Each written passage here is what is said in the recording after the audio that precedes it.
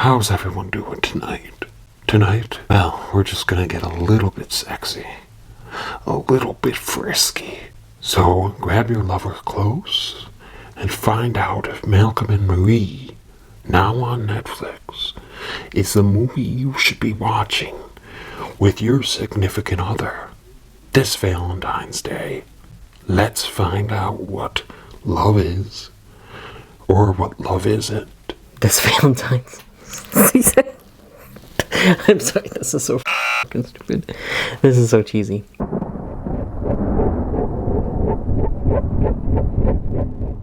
A director and his girlfriend's relationship is tested after they return home from his movie premiere and await critics' responses. This movie was directed and written by Sam Levinson, and it stars just two people, Zendaya and John David Washington.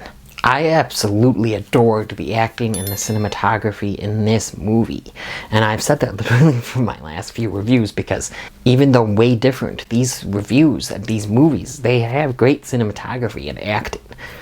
This was no exception, obviously. This was phenomenal acting, and the cinematography, the direction by Sam Levinson and the acting by Zendaya and John David Washington was just outstanding throughout the whole runtime of this film. These two actors have really good chemistry despite the age difference. And I know there was controversy over that, but this kind of age difference happens all the time. I think people just don't want to see Zendaya grown up because she came from Nickelodeon, I want to say, or Disney. She came from Disney. In Nickelodeon, so one of those. She came from, childhood stardom. She is MJ in Spider-Man. So people don't want to see her grown up like this, but it's definitely an important role, and she is a grown up, and she is absolutely extraordinary in this film. Like I said, they both are. Their chemistry is like off the charts. I definitely felt like they were a couple, and they've been a couple for a while, and they've known each other for a while. It felt like that. It felt like they were living with each other, which just says so much about the writing, the directing, and the acting of this film. I would like to see why Sam Levinson, what was his choice process, making this movie black and white. I liked it, do not get me wrong, it looked great. It looked like, a classic black and white movie with the credits and the title card. The credits were going over in the beginning of the movie, just, staying on this one shot of the home while the credits rolled over it in the format of like the older kind of black and white movies. And then the title card was even reminiscent of those kinds of films. I would like to see his thought process in that, and why exactly he made this film black and white. So if you know his thought process, please just, comment down below. I should have looked it up, but I didn't. However, I did like that choice. It added kind of to the feel, including with, the score here and the music, the actual soundtrack. The songs they chose to put in here, they were picked, specifically for this movie, especially the couple, because you'll see these characters, they play songs to kind of get a reaction out of their significant other. You see that in this film, especially from Zendaya to John David Washington's character, Malcolm. And these two, they're trying to get under each other's skin sometimes with these uses of this song, and the score just adds so much too. It felt, old-timey with some of these song choices and this score choice. I don't know if I'm in the minority about this, but I felt like some of the writing for this film could have been a little better. Some of the pacing was off, especially in the middle. I thought it got kind of boring. And granted, this is just a film. It's one of the first films, that was made, shot, edited, and released during the pandemic. All during the pandemic. It was like a month last summer that this was being shot. So granted, yes, you're going to have two characters talking.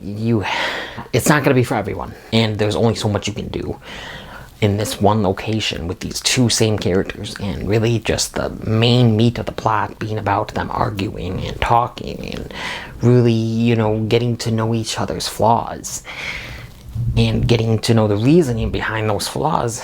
I still was pretty captivated though by a lot of these arguments, although some of them I'm like, wow, they said that, and it felt like that could have been a relationship ender, a deal breaker. And some of the things that both of these people are saying. I think that the writing, just could have paced it a little better, and maybe not as much on and off arguing, because I feel like they stopped arguing, they got better. Oh, and then they start arguing again, and they bring this up, they bring that up. Sometimes I was like, are they want to fight, and they're just gonna, oh, let me think of something, to say right now to ignite a fight. However, what I did like about this film, and it's similar what I thought during Marriage Story, not these are the same. I enjoyed Marriage Story quite a bit, and I think I enjoyed it more than this movie. But you don't really pick sides for the most part. There are times when you might agree with Marie's argument. There are times when you might, agree with Malcolm's argument. And there may be times when you disagree with both of their arguments. You're not on a side at all. And I'm not saying that you might not pick a side by the end of it, but it's like that. Like, there's different scenes where you're on either one side or no side. And I definitely liked that about this movie. It made it more compelling, because like I said, you have these two characters talking in a house, basically arguing, yelling at each other, really getting under each other's skin, and really getting to the nitty-gritty negatives about their significant other. And I thought it was, tragically beautiful. I really did. And I don't know if I think that these two should necessarily be together. And I think you can make your own decision. There'll be totally different reactions to this film, I believe. But fantastic acting by both. Like I said, I can't commend this acting enough. They really give it them. They're all in these scenes. Zendaya is just amazing, and John David Washington is just amazing. I think this is definitely both of their best performances, and I'm a fan of other work from Zendaya. I actually have not watched Euphoria yet. I might check it out, especially after watching this with the team up of Sam Levinson and Zendaya. And I know I'm mixing up how I pronounce Zendaya. Alright, anyway. And I liked Black Klansman, and I really liked Tenant. But I still think John David Washington, his best performance is in here. He has a rant in here, a monologue, a rant about critique, basically, about film critics. That is just phenomenal. It's funny. It's engaging. It's witty. Some of it's true, and I think that is going to get under the skin of some critics, but it didn't me. I loved it. I really enjoyed that part. That was the highlight of the film for me, actually, in some aspects. It was nice to just see him, go crazy. Now, at the same time, like I said, it's two people talking in a house. Definitely see people getting bored by this film, especially if you're not into filmmaking and film critique like I am, like a lot of my other YouTubers are, obviously, because we're in this space of movie reviewing and talking about movies, critiquing them, analyzing them. We're in this space, so I think there's more to enjoy for us in here. At the same time, though, I think some critics will be offended by it, especially by, like I said, John David Washington's monologue in here. I think people might be offended by it. I think I hear people are being offended by it. I wasn't. I thought it was funny and enjoyable. I think that it does add to your experience if you are really into making film, if you're really into critiquing, analyzing film.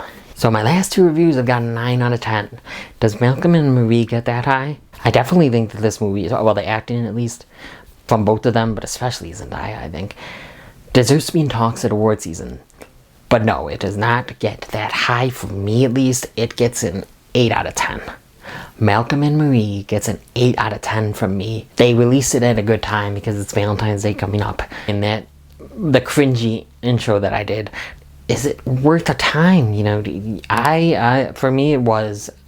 I can see just normal couples that aren't, that into film, not really wanting to turn this on. But maybe if you're a fan of Zendaya and Sam Levinson's work, you can find some enjoyment in this. If you liked that review and you want to see more, click around here to see more.